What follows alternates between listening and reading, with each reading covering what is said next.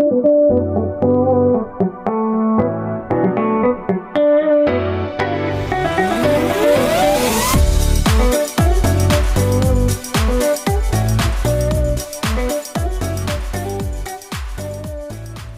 hablado acerca de, bueno, prácticamente todas o más del 90% de las religiones que principalmente se siguen en nuestro país, ¿no? Hablamos del catolicismo, hablamos de los mormones, de los adventistas, de los testigos de Jehová, hablamos de pare de chupar, digo pare de sufrir, la otra es doble A, ¿verdad? Hablamos de la luz del mundo, hablamos de la Santa Muerte, del ocultismo, hablamos del Islam, hablamos del hinduismo, hablamos del budismo, hablamos de la masonería, del judaísmo, bueno, todo lo raro que termina en ismo lo hablamos durante esta serie y pudimos ver su historia, sus enseñanzas, sus doctrinas, cuál es el origen de las diferentes religiones principales. Vimos que en muchos de los casos las profecías que dieron sus fundadores fueron halladas fallidas. Vimos que la historia acerca de su origen no tiene evidencia externa que los respalde, o sea, los descubrimientos ajenos al texto que ellos utilizan y que llaman sagrado no van de acuerdo a la historia, ¿verdad? Desmienten el contenido de los textos supuestamente sagrados. Por ejemplo, haciendo un poco de retroalimentación en el caso de los mormones que dicen que después que Jesús muere en la cruz y está en Israel, pues él viene al continente americano, ¿verdad? Y se echó unas hamburguesas en McDonald's y también ahí predicó el Evangelio. Esto no es verificado por la arqueología, no hay un solo descubrimiento, como vimos, de que Jesús haya estado, bueno, ni Jesús ni de los judíos, ¿verdad? En el continente americano, que es lo que también ellos dicen, que hubo judíos desde años antes de Cristo en el continente americano, y la historia y la arqueología no muestran eso, sino lo contrario, ¿no? Y así hicimos con diferentes religiones, y yéndonos ya, bueno, directamente a nuestro punto, a nuestra enseñanza del día de hoy y última en este módulo. Una característica importante en todas o casi todas las sectas y religiones es que todas afirman ser el camino correcto, ¿verdad? Y mucha gente está confundida porque dice, oye, hay más de 10 religiones que enseñan supuestamente basados en la Biblia y todas son completamente opuestas, o al menos en muchas enseñanzas hay grandes diferencias, ¿no? Y hay personas que de plano dicen, yo no quiero saber nada de Dios, porque hay tantos supuestos dioses, tantos supuestos textos sagrados, tantos supuestos profetas, y aún dentro de una misma religión, como hemos podido ver, hay tantas divisiones. El Islam tiene sus divisiones, el hinduismo tiene sus divisiones, el cristianismo tiene también diferentes, llamamos, denominaciones, el judaísmo tiene diferentes divisiones.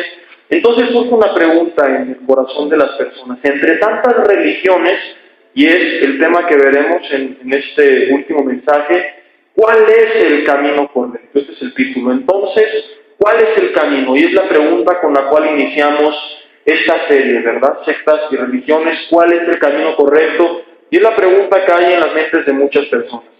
A nosotros nos va a servir para poder responder con argumentos a esta pregunta, y aquellos que escuchando este mensaje tal vez en otro lugar, pues puedan ser guiados a lo que muy posiblemente es el camino que ellos deciden desde bien adelante después de haber escuchado esta serie.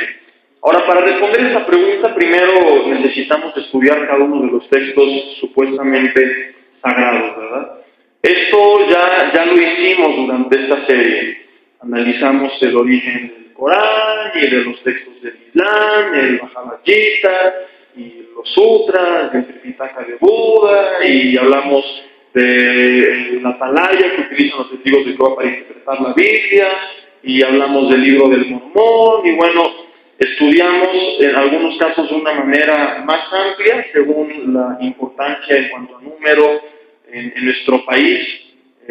Hablamos, por ejemplo, 6 horas y media del catolicismo, de algunos solamente 1 hora, de otros 2 horas, 3 horas. Varió, pero pudimos dar algún estudio razonable acerca de estos textos supuestamente sagrados. Ahora, como vimos ya en el primer módulo, la veracidad de la Biblia, que abarcamos 20 horas, la Biblia es el único texto sagrado que es respaldado por la historia. Como vimos en el segundo módulo, es el único texto sagrado que es respaldado por la arqueología, nombres de lugares, de personas o eventos que la Biblia describe son respaldados por la arqueología. Absolutamente cada periodo de la Biblia, de principio a fin, tiene algún respaldo arqueológico, ¿verdad? Hemos visto alguna evidencia de las diferentes ciencias, y el quinto módulo, después de este viene el cuarto, que es la persona de Jesucristo, y luego el quinto, que iniciaremos, si Dios quiere, en enero del año que entra aproximadamente, la ciencia y la Biblia. Veremos más evidencias todavía. Vimos profecías de la Biblia cumplidas en la historia, y vimos que es la Biblia el único texto sagrado, aparte de los textos sagrados, el documento de la antigüedad que tiene el mayor respaldo bibliográfico, ¿verdad? Es el único que pasa la prueba bibliográfica de una manera tan contundente, a diferencia de otros documentos de la antigüedad. La historiografía, vimos en el primer módulo, se dedica a estudiar los diferentes textos importantes de la antigüedad, cómo llegaron hasta nuestros días, y a través de la evidencia interna, externa y su prueba bibliográfica, ellos responden qué tan confiable es. La Biblia pasa, como ya vimos, no de una manera fanática, sino razonable y contundente, esta prueba bibliográfica con un 10 excelente. Esto no lo hacen los otros textos sagrados, ¿verdad? El libro del Mormón, por ejemplo, de prueba bibliográfica tiene 0, porque la evidencia externa es completamente contraria al libro del Mormón. El Islam también, porque bueno, la Biblia tenemos miles de manuscritos, separados en años de diferencia, muchos de ellos, y al compararlos coinciden entre sí, cosas como estas que hablábamos, que dan fe de la veracidad de la Biblia. No es el caso del Islam, ¿verdad?, que supuestamente es inspirado muchos años después del Antiguo Nuevo Testamento, afirmando que estos habían sido corrompidos. Varía la historia del origen, no hay evidencia externa que respalde esto, y así hemos podido hacer con cada uno de los textos sagrados de una manera tal vez resumida, pero razonable, y también lo hicimos ya con la Biblia, viendo la gran diferencia. Entonces, muchas personas a través de esto son llevadas al primer punto que tienen que creer, que la Biblia es la palabra de Dios. Porque si tú y yo llegamos a predicar a alguien como Merolicos, pero esa persona no cree que la Biblia es la palabra de Dios, o cree que fue alterada por el ser humano, que hubo mano negra, y no le hemos demostrado lo contrario, como nos dedicamos en el primer módulo ya hace más de un año, ¿verdad? Pues por más que tú le prediques, en muchos de los casos, sí, el escuchar el mensaje impactará su vida, pero en muchos habrá un argumento, una barrera que les impida recibir el mensaje. Y cuando ellos no creen que la Biblia es la palabra de Dios, primero tienes que enseñarles que lo es. De lo contrario, tendrás el mismo efecto que predicantes con el libro de cuentos vaqueros en muchos de los casos, ¿no? A mí me pasó un día compartiéndole un chavo de 20 minutos ahí en el centro, y la Biblia, y esto y el otro, y cómo ves, me dice, pues chido y bien por ti, pero yo soy mormón. Los mormones tienen, aparte de la Biblia, las perlas de gran precio, doctrinas y convenios, y el libro del Mormón como textos sagrados, por lo que él no escuchó lo que yo le dije. Lo primero que tenía que hacer en ese entonces es demostrarle por qué la perla de gran precio, el libro del Mormón, doctrinas y convenios, no son textos genuinos, ni confiables, ni inspirados por Dios, porque la Biblia sí lo es. Una vez que creen la Biblia como la palabra de Dios, ahora sí, como decimos, nos agarramos a bibliazos, ¿verdad? Pero antes, en muchos casos te va a pasar lo que a mí me pasó. Entonces, el punto es este.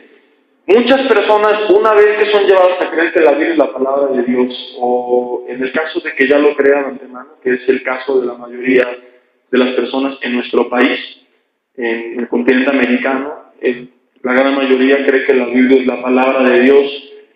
Dudan tal vez algunos en cuanto a su confiabilidad histórica, pero la mayoría tiene cierta fe en la Biblia. Pero el punto es que, aún a pesar de eso, pues viene un gran problema, ¿no?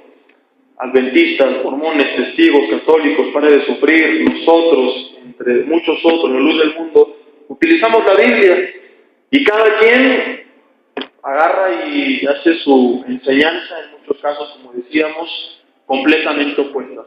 Entonces la gente está confundida y quiere saber, bueno, todos con la Biblia me dicen cosas diferentes, ¿a quién le voy a hacer caso? Y es la pregunta que queremos responder en esta última enseñanza. ¿Cuál es, entre tantos, el camino correcto? Para poder responder esta pregunta es importante que sepamos que tenemos que escuchar la voz de Dios antes que la voz del ser humano. No podemos dejarnos engañar por lo que el hombre dice, y tenemos que exigir, como los cristianos de Berea hacían, y lo vimos en el primer mensaje en este módulo, que nos hablen conforme a la palabra. Ellos iban a la Biblia a verificar que lo que les predicaban realmente fuera así, porque si no, seremos engañados por enseñanzas incorrectas como mucha gente lo hace. Ahora, todas las religiones basadas en la Biblia creen sin excepción alguna en el sacrificio de Jesucristo.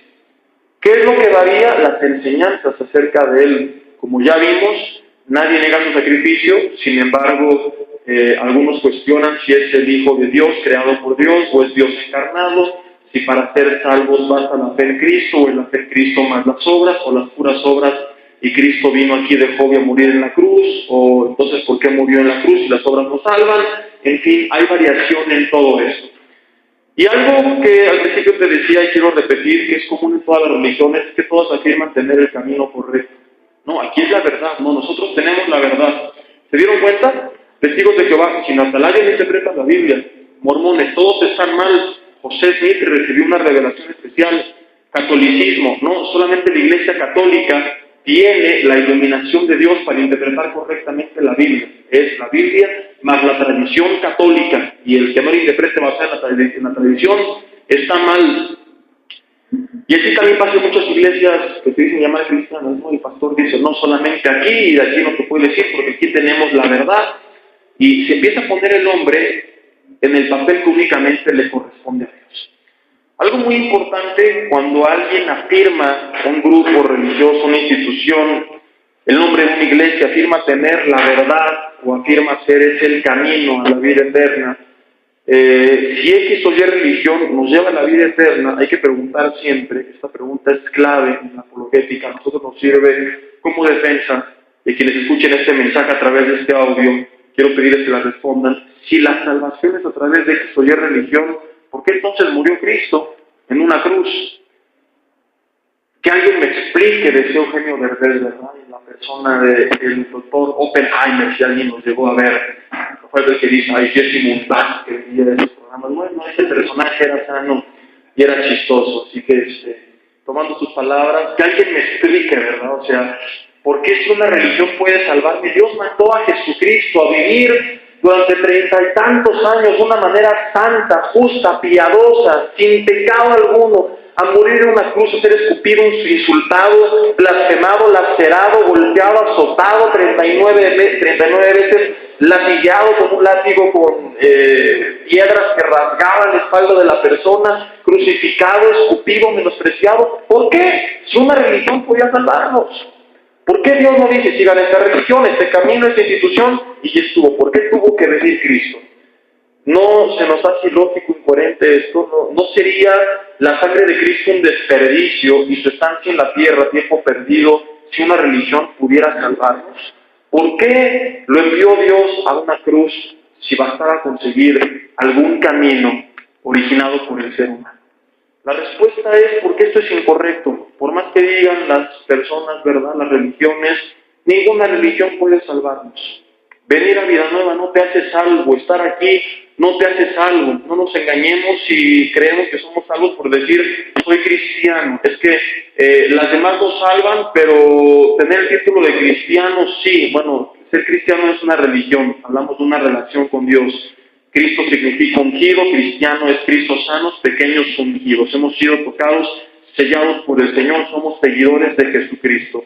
Si tú tienes una religión, pero una relación con Dios y crees que eso te hace cristiano, estamos equivocados. ¿Quién es el cristiano? No es el que tiene una etiqueta, un símbolo religioso que lo hace salvo, el que tiene una relación con Dios, y como veremos, es esa relación, más allá de la etiqueta que tú puedas tener, lo que te hace salvo. Entonces, ninguna religión puede salvarnos. Y cuando te encuentras un grupo religioso, del nombre que sea, una institución, un grupo de personas que afirman ser el único medio para tener la vida eterna, pues automáticamente se están desenmascarando y están sacando a la luz su falsedad, porque de acuerdo a la misma Biblia que ellos usan, solamente hay un camino a la vida eterna. Solamente hay un camino a la vida eterna, que no está en un grupo, una institución, una religión, sino en una persona. Juan capítulo 14, versículo 6, en la versión de la Biblia que tú quieras leer, si tú agarras la de los mormones, la de los testigos, la nuestra, si tomas la Biblia católica, acuérdense cuando hablamos del catolicismo, ¿qué Biblia usábamos? La Nácar Colunga. Cuando tú compartas estos pasajes con una persona de X o Y religión, un tip bueno es quitarle esos pasajes con su misma palabra, ¿verdad? ¿Por qué? Porque en algunos casos creen que nosotros la corrompimos y no es así. Ellos la han corrompido, le han agregado, quitado algunas cosas, pero esos pasajes siguen básicamente igual. La Nácar Colunga es la versión católica que ellos recomiendan como el texto más apegado al idioma original.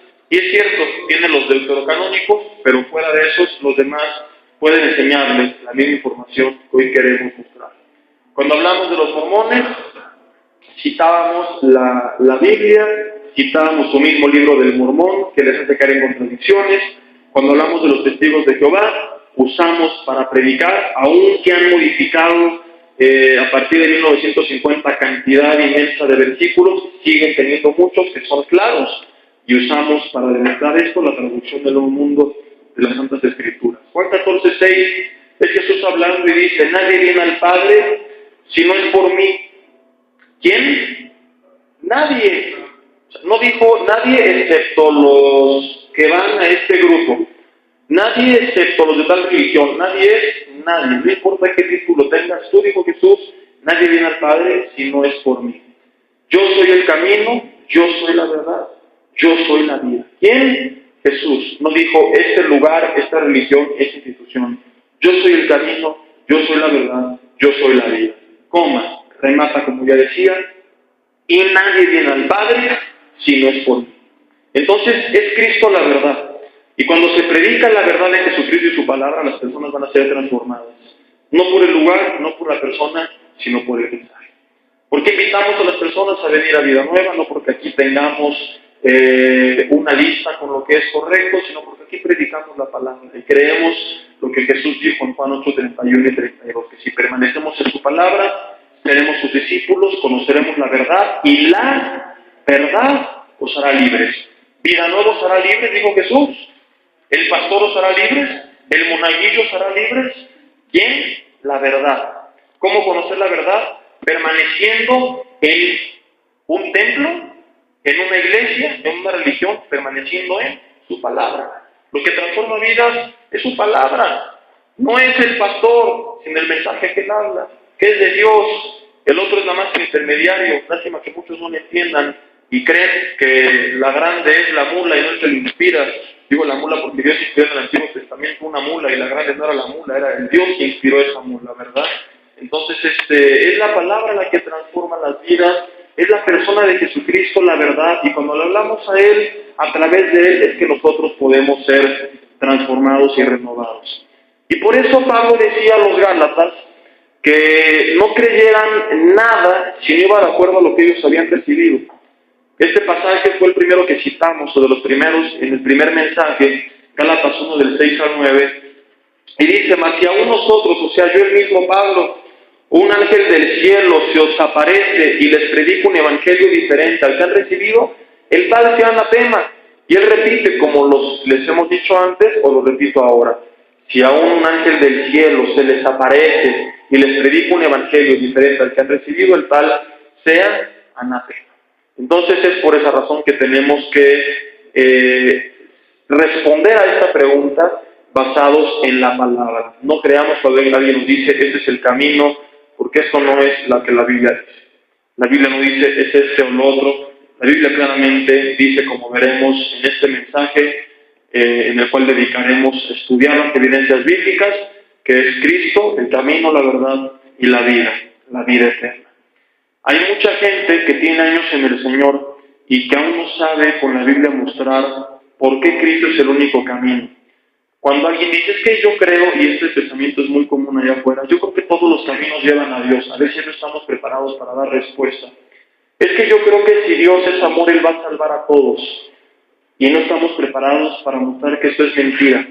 ¿Por qué la gente cree que Dios va a salvar a todos y que todos los caminos llevan a Dios? Porque la gente tiene un concepto erróneo acerca del amor, la santidad y la justicia de Dios. No comprenden estos tres conceptos, estos tres atributos inherentes al Señor, en base a los cuales Él ha creado el camino a la vida eterna basado en la persona de Jesucristo. Un camino complejo que Él determinó desde el principio de los tiempos.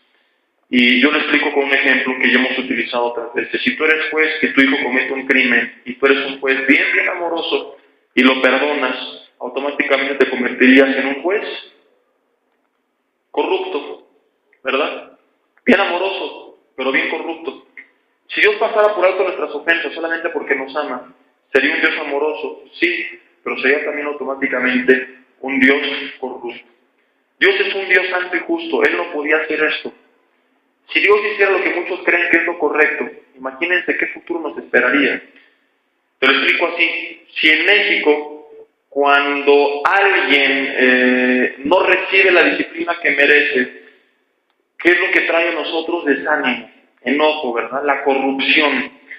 Y en teoría debería de cada persona, al cometer una infracción, recibir el pago según lo que ellos hicieron, ¿verdad? Enfrentar las consecuencias de sus actos. Esto es en teoría. Desgraciadamente no pasa. Si eres hijo del tío, del primo, de no sé quién, tú puedes balear una camioneta y no va a pasar nada. Únicamente si son funcionarios americanos, entonces se hace un escándalo y ahí se te cayó el cartón, ¿verdad? Pero pudimos ver como si no, estos cuates estarían completamente libres. Y esto pasa muchas veces. Ahora, el punto es este. A nosotros nos causa conflicto esto. Sin embargo, tenemos la esperanza de que esto es temporal, esto es aquí en la tierra. Y en la vida eterna tendremos una vida en la presencia de un Dios amoroso y un Dios que también es justo. No habrá injusticia. Vamos a vivir en un reino de justicia. Si Dios pasara por alto las ofensas de todos, se convertiría automáticamente en un Dios corrupto. ¿Qué vida eterna nos esperaría, sabiendo de antemano que estaremos en las manos de un Dios que no tiene problemas en corromperse a sí mismo? Y que algún día tal vez se le da la gana ser injusto con nosotros. A fin de cuentas es un Dios corrupto y porque todo lo puede, se puede corromper y no pasa nada. ¿Con qué gran temor esperaríamos la vida eterna? ¿Qué tal si Dios me castiga injustamente porque se corrompió?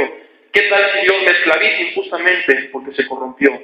Tenemos la gran esperanza, hermanos, hermanas, amigos que escuchan este mensaje, de que tendremos una vida eterna preciosa, porque estaremos en las manos de un Dios que es incapaz de corromperse a sí mismo.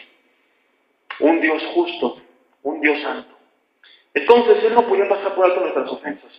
Él viene como el buen juez con el criminal, aunque sea su hijo. Él tenía y viene y va a condenar a cada uno que ha infringido la ley de Dios, a menos que Él pase por el camino del perdón, del cual hablaremos más adelante.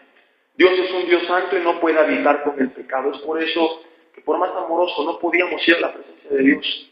Es por eso que antes de Cristo las personas que tenían los pecados expiados, que como ya explicamos significa cubiertos nada más, iban al seno de Abraham porque estaba el pecado todavía presente, cubierto pero no eliminado. Ahora cuando tú y yo morimos y pasamos por el proceso del cual hablaremos al final de este mensaje, que nos hace perdonados y nos hace salvos, ya no vamos al seno de Abraham, vamos directo a la presencia de Dios. Entonces, la justicia de Dios, el amor de Dios y la santidad de Dios operan juntas entre sí y esto imposibilita que Dios simple y sencillamente, así porque tú y yo queremos, pase por alto nuestras ofensas. Él tiene como un buen juez justo que castigar el crimen que hemos cometido en contra de las leyes de Dios.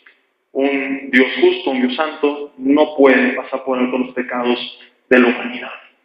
Si X o Y juez dice, pues hoy amanecí de buenas y hoy quiero ser bien misericordioso, ¿y saben qué? Tengo aquí a estos de la familia michoacana que nada más mataron como a 300, tengo aquí a esta banda de secuestradores, tengo aquí esta banda de violadores y tengo aquí este grupo de aficionados del Toluca, pura gente inmunda en el lugar, imagínate, ¿no? Pues hoy cuando amanecí de buenas los voy a perdonar a todos. ¿Cuánta gente los medios de comunicación dirían, ay, qué misericordioso juez, qué bárbaro, aplaudan? ¿Esa será la información? No, hagamos manifestaciones para que más jueces así se levanten, misericordiosos, amorosos, porque en la cárcel van a sufrir mucho, pobrecitos. No, deberíamos seguir. La gente tiene que recibir su condena, y lo mismo sucede con el Señor. ¿Tú qué crees en qué crees que se convertiría Dios si Él dice, ay, pues porque soy bueno, voy a perdonar a Adolfo Hitler, voy a perdonar a estos violadores, asesinos, secuestradores? Obviamente que no vinieron a Cristo, porque Cristo las cosas cambian, ahorita hablaremos de eso, y hay perdón de pecados a pesar de nuestro negro historial, pero que nadie se arrepienta, que toda la vida hicieron y deshicieron, nunca quisieron cambiar, nunca se arrepintieron, nunca se volvieron de sus malos caminos, y Dios solamente porque es bueno dice, los voy a perdonar. No diríamos, ¿qué juez tan amoroso? Diríamos, ¿qué juez tan corrupto? Entonces, toda esa gente tiene que recibir su condena. Todos aquellos que dañaron, tantos esposos que hicieron la vida imposible a su esposa y que nunca se quisieron arrepentir, tantos padres o hijos que le fastidiaron la vida el uno al otro, tantos jefes tan corruptos, tantos políticos tan tranzas, tantos empleados tan deshonestos que nunca se arrepintieron, aclaro, porque cuando nos arrepentimos hay otra situación, ¿verdad? Pero la gente que nunca se arrepintió y que vivió dañando, tiene que recibir su merecido. Por eso Romanos dice, no se vengan ustedes porque viene la venganza, dice el Señor, yo daré el pago. Ojo hermanos, no confundamos la misericordia de Dios con la justicia de Dios. Sí, Dios es un Dios misericordioso, pero insisto, también es un Dios justo. Y el ojo por ojo, diente por diente, que Él instituye en el Antiguo Testamento, sigue operando actualmente, por supuesto que sí. La diferencia es que ya no tenemos que llevarlo a cabo nosotros. Dios lo va a llevar a cabo. Y si no es en esta vida, en la otra. Pero de sus manos, nadie sin arrepentirse se va a escapar. Pide que no nos venguemos y que dejemos en Él este ojo por ojo, diente por diente. Porque si no, tú y yo nos pasamos o nos quedamos cortitos, ¿verdad? Él va a obrar en cada uno la medida justa de lo que merece. Entonces, esto va de acuerdo a la justicia de Dios. Quien tiene debe y va a castigar a aquellos que no se arrepintieron y no entregaron sus vidas a Jesucristo. ¿Por qué entonces no puede pasar por alto las ofensas de todos? ¿Por qué tiene que haber un camino? ¿Y por qué no es para todos la salvación? Porque eso sería inmoral y Dios no es un Dios inmoral. Ahora, lo que sí sería injusto, como algún día explicamos cuando hablábamos del catolicismo acerca de los supuestos pecados veniales y mortales que no existe, lo que sí sería injusto sería castigar a todos de la misma manera, ¿no? Tú dirías, oye, qué injusto juez si al que robó un dulce le castiga igual que al que robó un banco. Cada quien, según sus obras, él tiene que recibir su merecido, ¿verdad? Y así la Biblia dice que según lo que cada quien hizo y recibió de parte del Señor, será su grado de castigo. Aclaramos, no es que hay pecados veniales y mortales. Todo pecado trae condenación eterna y no es limpiado en la sangre de Cristo, de la manera que hablaremos más adelante. Pero en esa condenación habrá diferentes grados de castigo. ¿Dónde está esto? Si quieren anotarlo nada más, porque por respeto a quienes estuvieron en este mensaje, no quiero volver a leer lo mismo. Mateo 10, 14 y 15 y Mateo 11, 20 al 24 habla acerca de diferentes ciudades que vieron milagros de Jesús y que no se arrepintieron. Jesús dice, de cierto les digo que si en Sodoma y Gomorra o en Tiro y en Sidón se hubieran hecho los milagros que en ustedes, ellos se hubieran arrepentido. Por eso les digo que el día del juicio el castigo será más tolerable para ellas que para ustedes. Y esto nos enseña cómo habrá diferentes grados de castigo. A uno les van a quemar las patas a 100 grados, a otro les van a quemar las patas a 1000 grados, a otro les van a quemar las patas a 100,000 grados, pero a todos se les van a quemar las patas. Y más allá de las patas, ¿verdad? Se van a llevar una buena chamuscada eterna y el horno va a estar en la perilla a diferentes niveles. No sé de qué manera hacer la diferencia del grado de castigo, pero claramente Jesús dice que seguro que cada quien recibió de esa manera va a operar la justicia de Dios. Dios, entonces, insistimos, no es un Dios injusto, Él es un Dios justo. Él nos crea, pasamos por toda esta vida, estamos en pecado y el pecado nos separa de Dios y solamente hay un camino del cual hablaremos para ser salvos. Ahora, antes de hablar de cuál es ese camino, una pregunta interesante surge. ¿Por qué pasar por todo este proceso? ¿Por qué Dios, preguntan algunos, no simplemente destruye el mal y ya estuvo? Bueno, porque si Dios acabara con el mal, Él acaba con todos. No estaríamos aquí. La Biblia dice que Él no retarda su promesa, según algunos la tiene por tardanza, sino que es paciente para con todos, porque Él quiere que todos los hombres sean salvos. Él quiere. Sin embargo, Él nos ha dado lo que llamamos, no está bajo este término en la Biblia, pero lo encontramos en diferentes pasajes, lo que llamamos el libre albedrío, ¿verdad? Que es la libertad de decisión.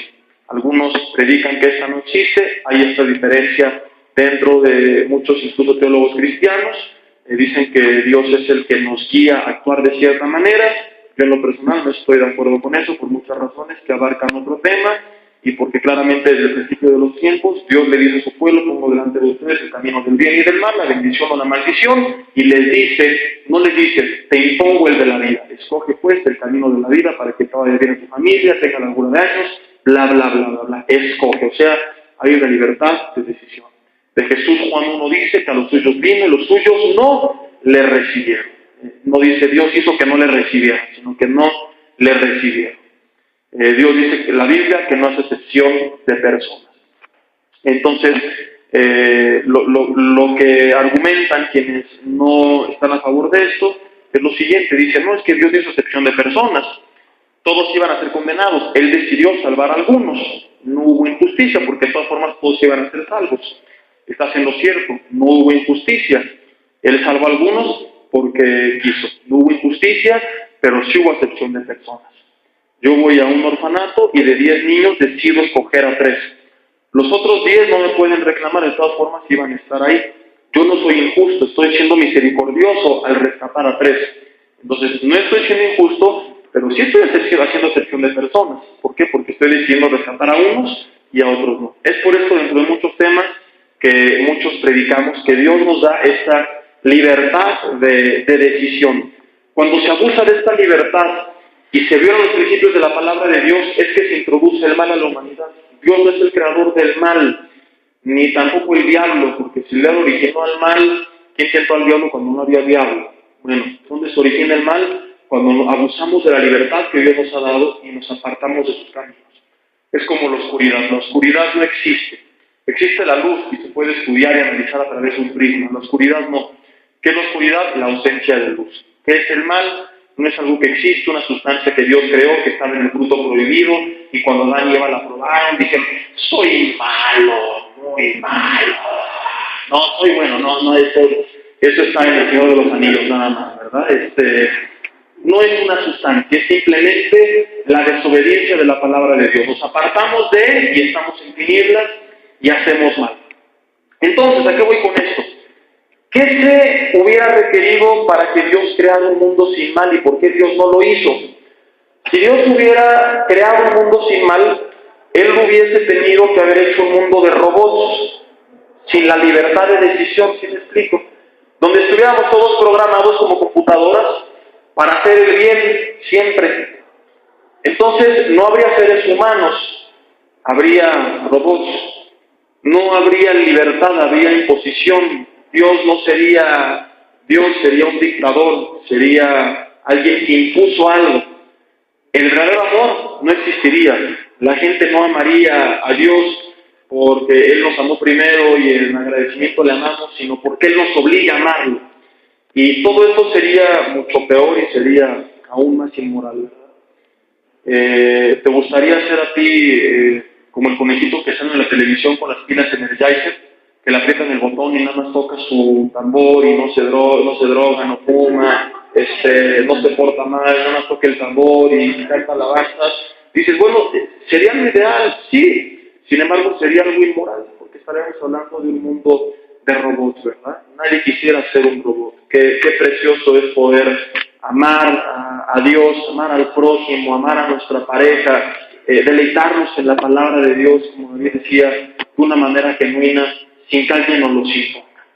Entonces, Dios tenía la opción de no crear nada, lo cual no se puede comparar con crear algo, porque no se puede comparar lo que existe con lo que no existe. Tú no puedes decir, es que hubiera sido mejor tener otro hijo, no, porque no lo tuviste. Puedes comparar los dos que tienes, pero no el que no tienes. No podemos comparar un mundo no creado con lo que ha sido creado. Dios tenía la opción de crear el mundo que creó y Dios tenía la opción de crear un mundo sin maldad, pero a la vez sin libertad. Él crea este mundo y pasamos por todo este proceso que nos lleva al final al camino, que es Jesucristo, para vivir después en el mejor de los mundos posibles. O sea, no es que Dios dijo, ya los creé, híjole, no guardaron la ley, ahora cómo le hago para rescatarlos, porque esos padres no pudieron con la ley, me fallaron mis cálculos, pues a ver, pues me voy a encargar en la persona de Jesucristo y me voy a sacrificar. Desde el principio de los tiempos, Él tenía esto en mente.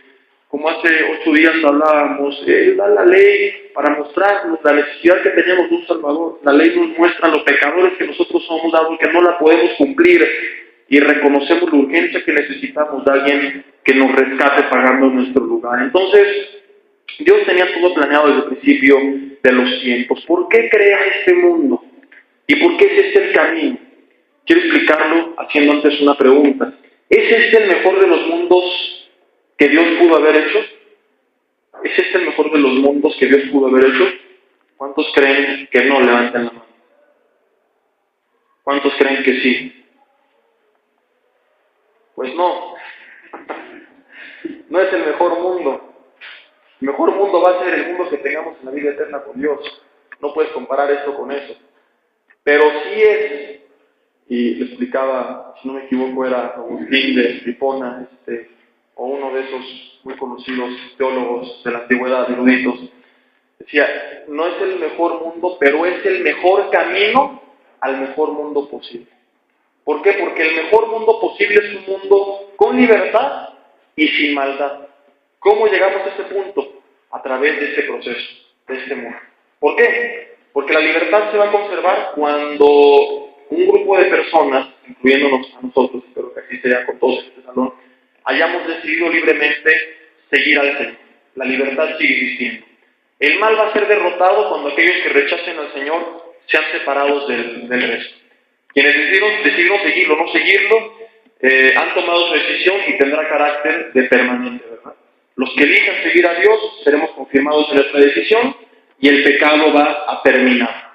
Aquellos que rechazaron a Dios, ¿qué va a pasar? Se les pone en cuarentena eterna y no van a poder alterar en ese entonces el mundo perfecto que habrá de venir. ¿Qué va a pasar en ese entonces?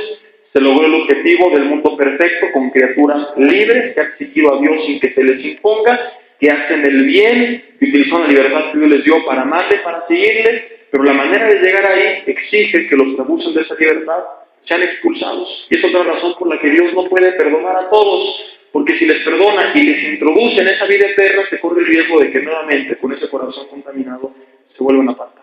Si Dios perdona a Lucifer, ¿quién nos garantiza que aunque Lucifer se arrepienta, con un corazón contaminado que tiene, no arma de nuevo una revuelta? En ese entonces seguirá habiendo libertad y ya no habrá más mal.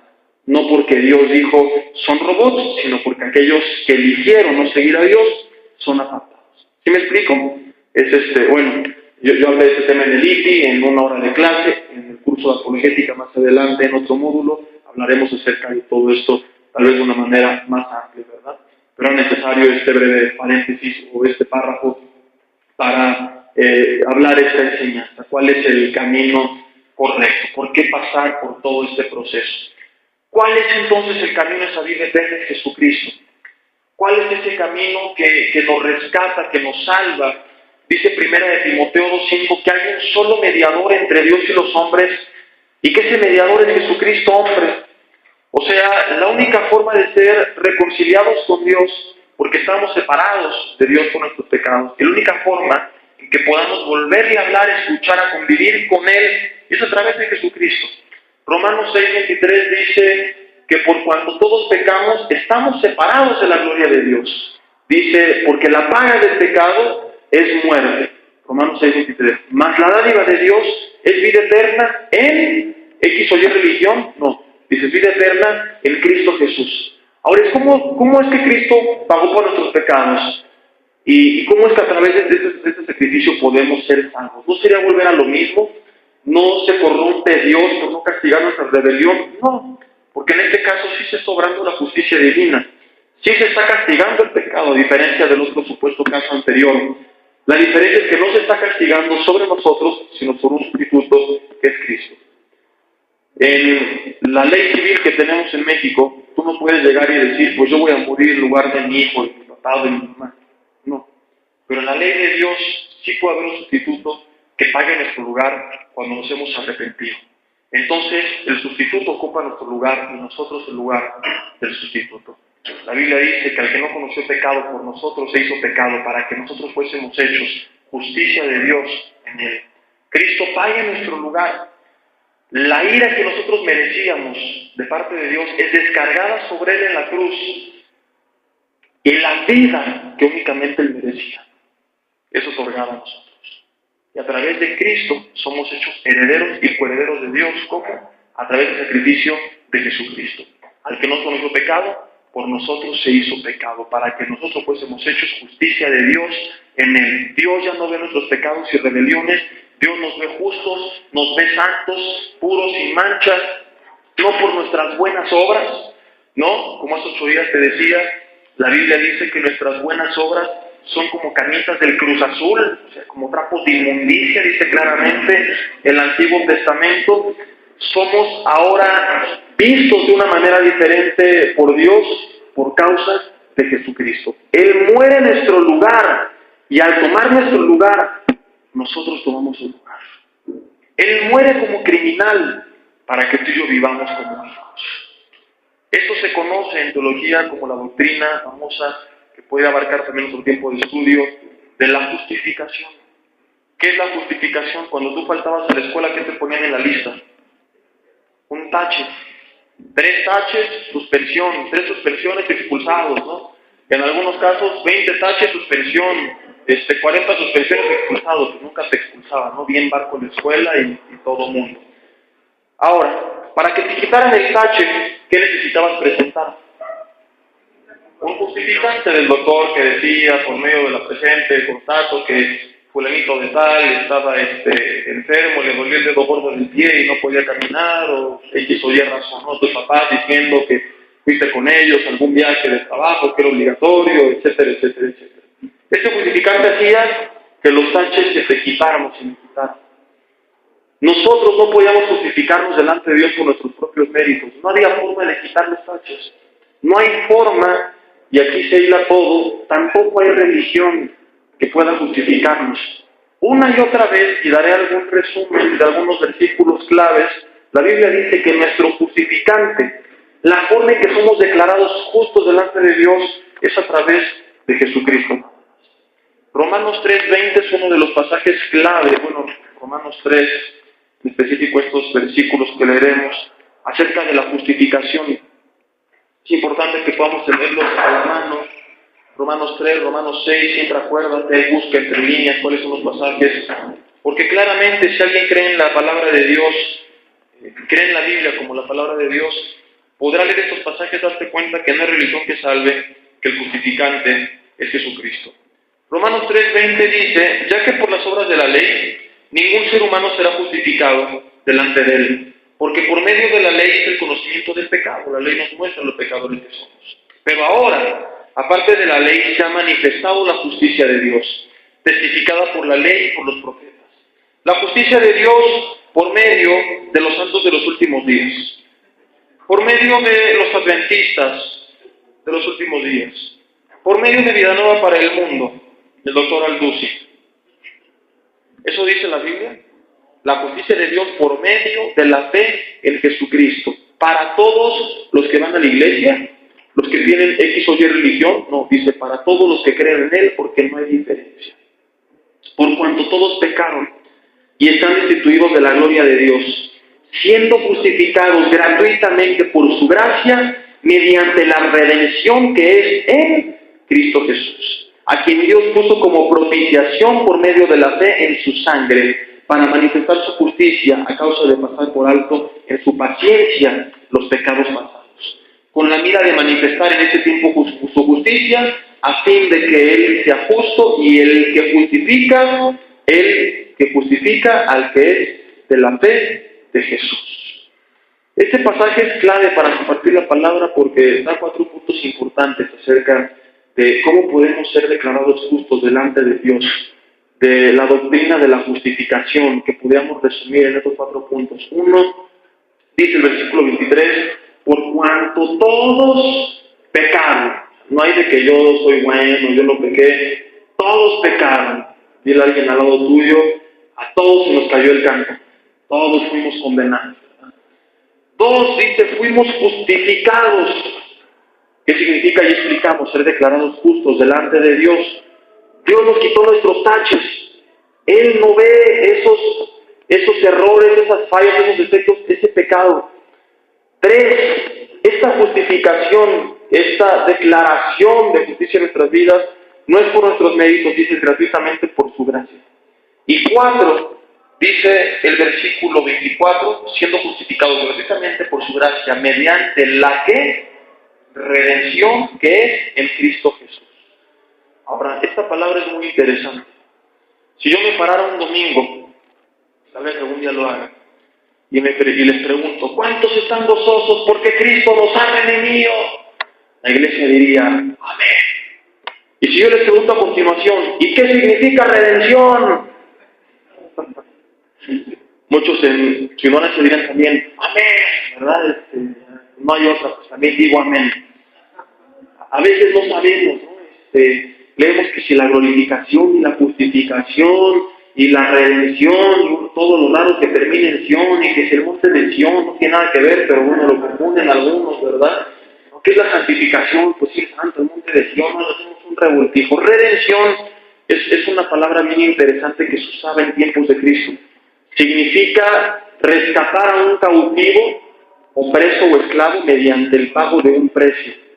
Esta palabra se utilizaba cuando sucedía, ¿qué cosa? En ese tiempo existían los esclavos. Los esclavos tenían amos que conservaban cartas.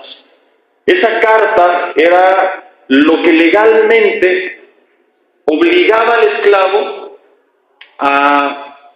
o más bien, lo que le daba el derecho al amo de poder gobernar sobre el esclavo, su familia y sus bienes. Los hijos del esclavo eran hijos del amo del esclavo. Una persona podía llegar con el amo y decir, yo te pago la carta del esclavo, yo lo quiero para mí. Lo podía comprar para sí mismo, ¿verdad? Como si fuera una televisión. O había algunas personas bondadosas que compraban el esclavo y una vez comprado le decían, ten tu carta de libertad. Te compré para hacerte libre. Cuando una persona hacía esto, se decía que lo redimió. Dio el pago para darle libertad. La Biblia dice que fuimos redimidos. ¿Quién nos compró? ¿Quién pagó el precio de nuestra libertad? No dice es una religión, dice mediante la redención. ¿En quién es esa redención? ¿En quién podemos tener esa libertad? ¿En quién ya no somos esclavos del pecado de Satanás, de la muerte eterna? ¿En quién somos libres? En Cristo Jesús. ¿De qué éramos cautivos? ¿De qué nos rescató? Del pecado. Te lo explico. Tú vas a la tienda de la esquina y te robas algo. Te captan las cámaras. Lo presentas delante de las autoridades, quienes tienen tu dirección, tu nombre, te identifican. Automáticamente se emite una declaración en tu contra. Tú le diste derechos a la autoridad en contra tuya por haber cometido un crimen. ¿Sí me explico? Ellos tienen esa acta de decretos en contra tuya por el crimen que tú has cometido. Les da el derecho a ellos de poderte meter a la cárcel y no hay nada que tú puedas hacer. Bueno, en algunos casos pagas fianza, en algunos casos dices mi papá es el gobernador, pero en teoría en un sistema justo no hay nada que tú puedas hacer. En la justicia del reino de los cielos sucede algo similar. Satanás, dice la Biblia, es el acusador. Él tenía un acta de decretos en contra nuestra. Nuestros pecados, cada crimen en contra de las leyes del reino de los cielos del Señor, le daban a Satanás cierta autoridad sobre nuestras vidas, que le daban derechos de afligirnos, de oprimirnos, de atormentarnos y de llevarnos, en primer lugar, porque siendo pecadores no podemos estar en la presencia de un Dios santo, en segundo lugar, porque Él tenía derechos sobre nuestras vidas, de llevarnos a la muerte eterna, a la condenación eterna, ¿verdad? Por causa del pecado, bueno, no podíamos nosotros ser rescatados, porque seguía habiendo pecado y el pecado nos impedía, como explicamos, estar en la presencia de Dios. Cristo muere en la cruz y en el gobierno de los cielos, la sangre de Cristo, cuando nos arrepentimos y venimos a Él, por haber pagado en nuestro lugar, nuestra condena, nuestro sacrificio, por Dios haber descargado la ira sobre Él, esa acta que había en contra nuestra, la sangre de Cristo, la hace pedacitos. Y cuando tú y yo nos arrepentimos y venimos al Señor, no importa qué tú hiciste tiempo atrás, dice la Biblia, no hay más condenación para quienes están en Cristo Jesús. No la hay más. A veces la gente te dice, es que tú hiciste, tu mente te dice, es que tú hiciste. Dios en sus archivos celestiales, en sus Macs celestiales con todos los archivos, se pone a buscar Pancho, Pérez, Juárez, vino a los pies de Cristo, se arrepintió, me entregó su vida, no encuentro pecado, no encuentro un documento en contra tuya que diga que no eres mi hijo, que te aparte de mi presencia, porque Cristo murió en tu lugar y esta acta de decretos se eliminó de mi computadora celestial. Pero es que, Señor, yo maté, robé, aporté, y yo le dije, Dios, no me acuerdo, no lo veo, no está ahí, yo te perdoné, eras esclavo, había un acta en contra tuya, pero Cristo dio el precio, la sangre, hasta la última gota de su sangre, tomó esta acta de decretos en contra tuya y la hizo pedacitos. Y no hay más pecado delante de Dios de parte de nosotros. Colosenses 2, versículo 8 habla acerca de esto. No es que Satanás te acuse y te atormente de aquello de lo cual ni siquiera Dios lo hace. Colosenses 2, versículo 8 dice, estoy en Filipenses, iba a leer otra cosa aquí. Dice, mirad que nadie os engañe por medio de filosofías y huecas sutilezas, según las tradiciones de los hombres conforme a los rudimentos del mundo y no según Cristo, porque en él habita corporalmente toda la plenitud de la deidad. Y vosotros estáis completos en él, que es la cabeza de todo principado y potestad. En él también fuisteis circuncidados con circuncisión no hecha a mano, al echar de vosotros el cuerpo pecaminoso carnal en la circuncisión de Cristo, sepultados con él en el bautismo, en el cual también fuisteis resucitados con él. Muchas personas dicen que para hacer algo tienes que bautizarte. Bueno, este bautismo, la palabra griega bautizo, significa sumergirse y representa cuando nosotros morimos a nuestra antigua naturaleza, somos sepultados con Cristo en nuestros pecados, y la Biblia dice el que está en Cristo, 2 Corintios 5:17, nueva criatura es, las cosas viejas pasaron, todas son hechas nuevas. Cuando tú sales de aquella alberca o aquella tina o aquel charco en el cual te sumergieron, está simbolizando tu nuevo nacimiento en Cristo. Es incorrecto que para ser salvo tú tienes que bautizarte literalmente en agua. Este es un símbolo hermoso, ¿verdad?, donde das profesión pública de tu fe en Jesucristo, pero no es un requisito para ser salvo. Algún día cuando hablamos de esto les dije, imagínate que la persona que se arrepintió de corazón y decide bautizarse, camino al bautismo, se lo lleva un tráiler y se muere. Y Dios dice, pues no te alcanzó el tiempo, mi hijo, no, ya te cargó el payaso y ya no vas a ser salvo porque no te pudieron bautizar, ¿verdad? Aquí aclara qué tipo de bautismo, sepultados con él en el bautismo, en el cual fuiste sepultados, también resucitados con él, mediante la inmersión en agua, dice aquí, no, mediante la fe en el poder de Dios que le levantó de los muertos. Somos bautizados por fe cuando le entregamos nuestra vida a Jesucristo. En ese momento espiritualmente estamos muriendo en nuestra antigua naturaleza y resucitando en Cristo. Y otra vez dice, mediante la fe en el poder de Dios que le levantó de los muertos. Y a vosotros, estando muertos en pecados y en la circuncisión de vuestra carne, os dio vida juntamente con él, perdonándoos todos los pecados. Versículo 14, anulando el acta de decretos que había contra nosotros, que nos era contraria, quitándola, dice, de en medio y clavándola en la cruz. Dice, anulándola. No hay más acta en contra de nosotros. Despojando, versículo 15, a los principados y a las potestades, los exhibió públicamente, triunfando sobre ellos como el América sobre las Chivas. Ah, no, yo estoy aquí en otra historia. Triunfando sobre ellos. Si yo hubiera sido inspirado por Dios, así hubiera escrito la carta de Colosenses, ¿verdad? Estas serían mis parábolas. Bueno, Jesús usaba parábolas, yo también las uso, entonces, así como siempre les damos, ¿verdad? Fútbol, también así Cristo hizo sobre los principados y potestades, dice, triunfando sobre ellos en la cruz, dice la Biblia.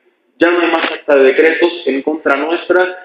¿Quién anula la religión? No, Señor, dice la Biblia, es el sacrificio de Jesucristo. Romanos 5 es otro de los pasajes claves. Bueno, estamos dando un resumen porque podríamos hablar de decenas de pasajes donde una y otra vez aclara que es Cristo el único camino a la vida eterna. Y ya casi terminamos, pero quiero leer unos poquitos más. Romanos 5, versículo 1. Dice, justificados pues por la fe, tenemos paz para con Dios por medio de nuestro Señor Jesucristo. Ya no estamos bajo la ira de Dios, tenemos paz con Dios. Por quien también tenemos entrada por la fe a esta gracia en la cual estamos firmes y nos gloriamos en la esperanza de la gloria de Dios. Dice el versículo 8, mas Dios muestra su amor para con nosotros en que siendo aún pecadores, Cristo murió por nosotros. Pues mucho más, estando ya justificados en su sangre, por él seremos salvos de su ira. Porque si siendo enemigos fuimos reconciliados con Dios por la muerte de su Hijo, no dice por la fundación del mormonismo, de esta o esta religión, por la muerte de su Hijo, mucho más estando reconciliados seremos salvos por su vida. Y no solo esto, sino que también nos gloriamos en Dios por el Señor nuestro Jesucristo, por quien hemos recibido ahora la reconciliación. Un padre y un hijo vuelven a hablarse después de años, se dice, ellos se han reconciliado. Al ser unidos con Dios nuevamente, nosotros, dice la Biblia, hemos sido reconciliados. Dios ya no está enojado con nosotros, ahora tenemos paz con Dios. Después sigue hablando cosas interesantes que te invito a leer en casa, y dice el versículo 18. Así que, como por la transgresión de uno vino la condenación a todos los hombres, de la misma manera por la justicia de uno vino a todos los hombres la justificación de vida. Porque así como por la desobediencia de un hombre los muchos fueron constituidos pecadores, así también por la obediencia de uno los muchos serán constituidos justos. Pero la ley se introdujo para que el pecado abundase, mas cuando el pecado abundó, sobreabundó la gracia. Para que así como el pecado reinó para muerte, así también la gracia reine por la justicia, para vida eterna, mediante Jesucristo, Señor nuestro. Entonces, no salva una religión, no salvan las obras. Efesios 2, 8 y 9 dice que somos salvos por gracia. Dice, porque por gracia sois salvos por medio de la fe, y esto no de vosotros, pues es don de Dios, no por obras, para que nadie se gloríe. Las obras son, como hemos dicho, la consecuencia de nuestra fe y de Cristo en nuestras vidas.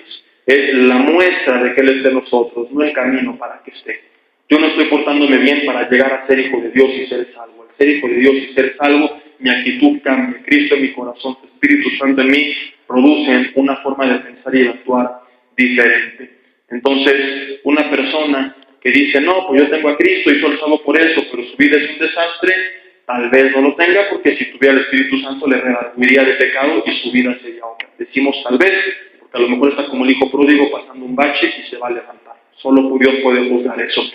Pero una persona que dice, porque me porto bien, me voy a ganar la vida eterna, pues también está equivocada, ¿verdad? Es la obra, la consecuencia de que yo soy salvo, más no el medio para hacerlo. ¿Qué necesita una persona para ser salva? Preguntaron esto en la iglesia primitiva y los apóstoles respondieron, y con este pasaje terminamos. Hechos 3, versículo 19. Arrepentíos y convertíos, para que sean borrados vuestros pecados, para que vengan de la presencia del Señor tiempos de refrigerio, y Él envía a Jesucristo que os fue anunciado. Tengo que arrepentirme, cambio de mente, metanoia es la palabra arrepentimiento, y convertirme. Convertirme en rana o convertirme en sapo, no, convertirme al Señor, venir a los pies de Cristo. Vamos a orar, Señor, te damos gracias por esta enseñanza, por esta serie donde de manera razonable hemos podido analizar ahora a través de este tercer módulo las diferentes religiones, Señor. Gracias, Padre, por haber provisto este camino para salvarnos, que es la persona de Cristo, Señor. Gracias te damos por darnos una segunda oportunidad